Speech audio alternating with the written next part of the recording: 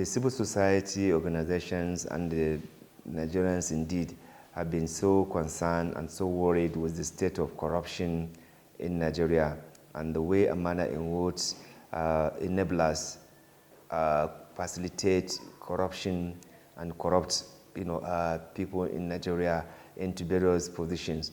As we all know, many of the investigations that anti-corruption agencies are doing either at the state or at the national level comes with a lot of challenges because of the how powerful the corrupt or the alleged corrupt people are in the country. They buy off judiciary, they buy off virtually every person who is willing to be bought by them. So we are worried that the effort of the anti-corruption agencies, especially at the state and national level, is being watered down, being undermined because of the desperation of these looters who did not want to be investigated, who did not want to face criminal charges of looting their state. So they hired all sorts of people to blackmail, to maliciously attack the anti-corruption agencies so that they will not do their work and they will give them bad public image. But we are concerned that having seen open looting by some of these public officials and now coming to use public taxpayers' money to prevent anti-corruption agencies from arresting them or interrogating them or investigating them, not even talk about prosecuting them, is a huge concern for us. Secondly, the way and manner in which they recruited young people to come and be showing solidarity and support for their criminality, for the looting they have done, is also a great danger for the future of this country. We are also worried that if the only lesson you have to get power in this country is to use dirty money or to work with people with dirty money to capture political power so that you continue to mortgage public taxpayers' money, you continue to siphon and steal public taxpayers' money, then we are in trouble. And that is why development, security, inequality, poverty, hunger, collapse of social infrastructure have all led us to where we are today, courtesy of the activities of the corrupt people and their enablers. So that is why we must rise up to show support and solidarity to the agencies that are fighting this corruption, particularly EFCC, ICPC, Code of Conduct, Nigerian Police, and in particular, Kano State Public Complaint and Anti-Corruption that have come under severe attack by looters, by corrupt public officials who are under investigation. We know what they have done in Kano. For example, within a short period of time, the Kano State Public Complaint and the Anti-Corruption, they have recovered over 700 million naira cash from looters. They've recovered, asset more than 2 billion within a short period of time, some few months, and they are tracing a lot of, assets that have been stolen by, some wicked public official. So with all this revealing and good work that they are doing, now some of the people being investigated, they are conniving with some federal agencies to stop them from investigating and recovering this loot, and therefore withdrawing even the police from investigating or helping to recover or to keep the asset that they recover. We talk about what these anti-corruption agencies are doing and how misinformation or even disinformation has crippled a lot of the work that they do. But then again, you spoke about corruption enablers. I want you to tie it to some of the vices we see in the society and how a lot of people, especially young people, have been getting away with these vices because of the enablers of corruption who unfortunately are within the corridors of power. So unfortunately, the young people, they have no good example to see from public officials. They only wake up to see looters. They always wake up to see liars. They always wake up to see people who have no regard for rule of law. And that's a very bad example for the young people to learn and copy. So every young man and woman will want to be a senator, will want to be a minister, you want to be a House of Rep member, you want to be president, you want to be vice president, and what have you. Because this is the only example they see as a quick money. When they get in there, they get rich overnight, and they have no any historical record of actually being involved in any economic well-being, but simply because they are in the office within a short period of time, they become overnight billionaires, and now we're even talking about money stolen in trillion. So the young people, unfortunately, are learning from these corrupt people and their enablers.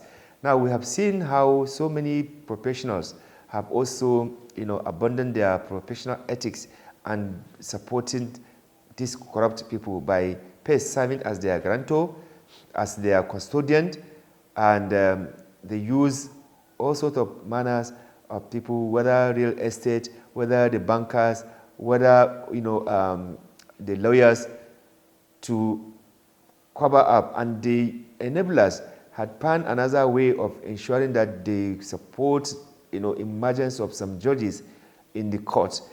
They support emergence of some political leaders in various offices, so that whatever they are doing it with their blessings. So if you have a case, you carry a corrupt person to court, the judges you are going to meet are people who have facilitated, who enablers have facilitated their coming in. So there will not be justice to the issue.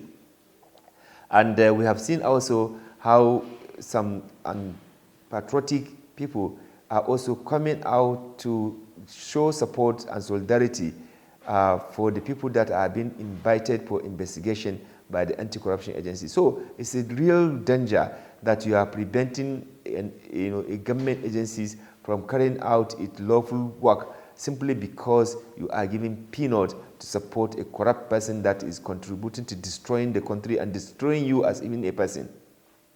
So let's talk about other issues. How bad is the situation, especially if you look at the structure of Nigeria's governance system? So at the grassroots level, we have councillors, ward councillors, we have local government chairmen, we have the state house, state representatives at the state assembly. Now, all of these guys are supposed to be working to ensure that the dividends of democracy gets to their states. Unfortunately, because of various issues regarding corruption, mismanagement, and basically selection instead of election processes, we see those who do not have the interest of the people at heart get into these places.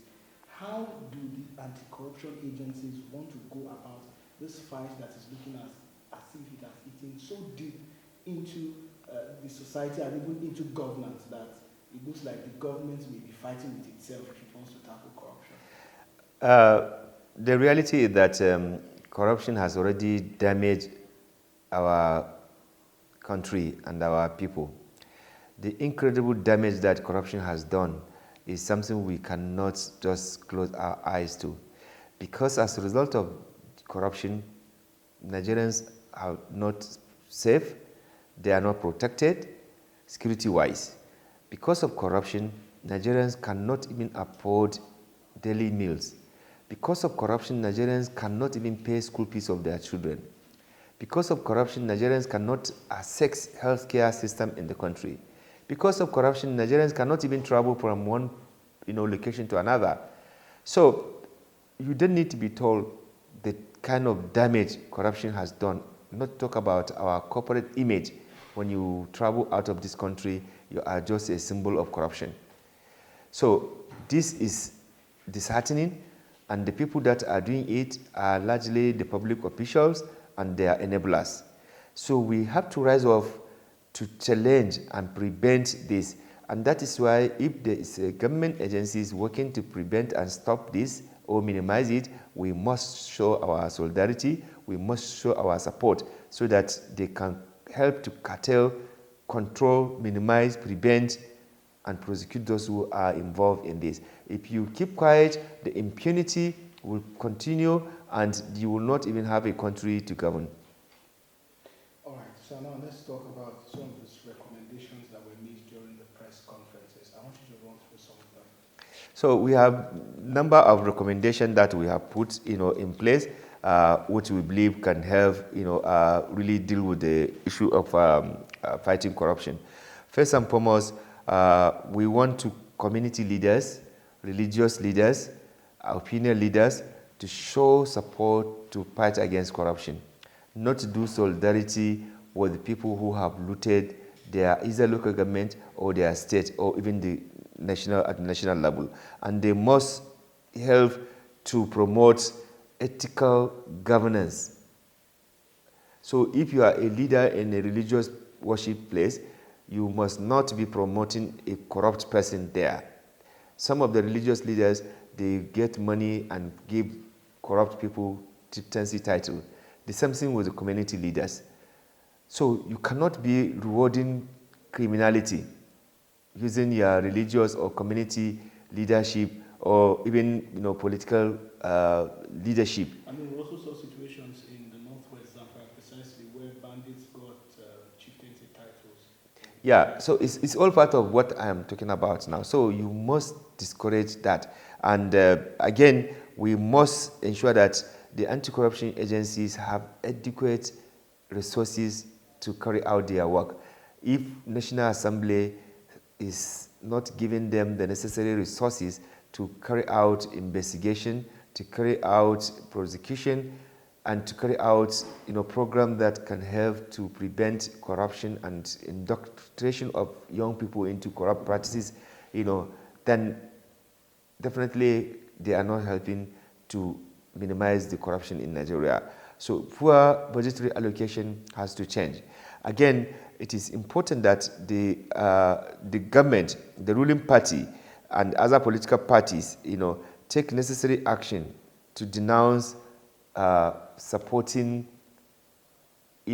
corrupt people or from rewarding them with a political appointment.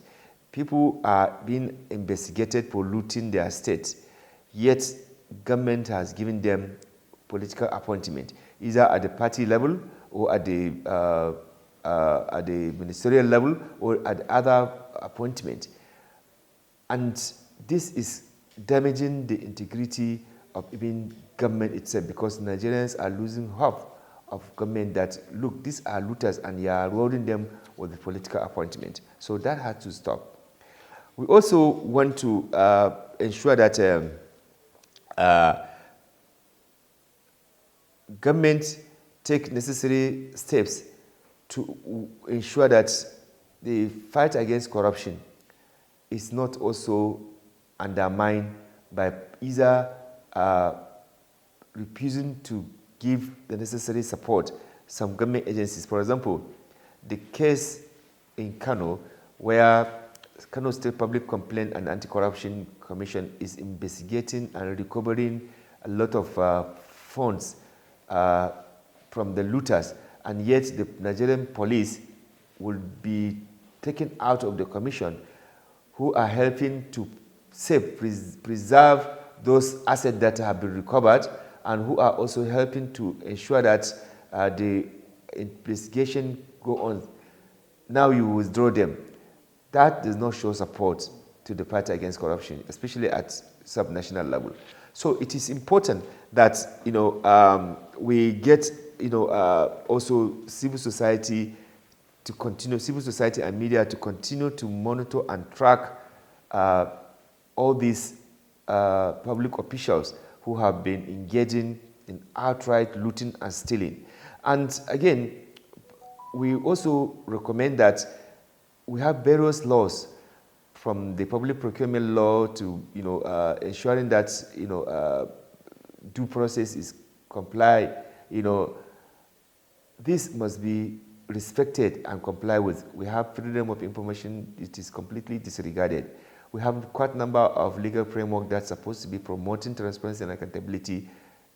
These are not being complied with. So the rule of law compliance is absolutely necessary in order to stem corruption, in order to get rid of corruption. Because if you are using judiciary to undermine the fight against corruption, then definitely that is a big deficit of integrity for the judiciary. So the judiciary must rise up to clean itself and restore confidence in the public mind that they are there to do justice, not to be selling justice like many Nigerians are allegedly putting it. So these are some of the key recommendations we are putting, so that Nigerians can give maximum support and cooperation for the anti-corruption work to succeed in Nigeria.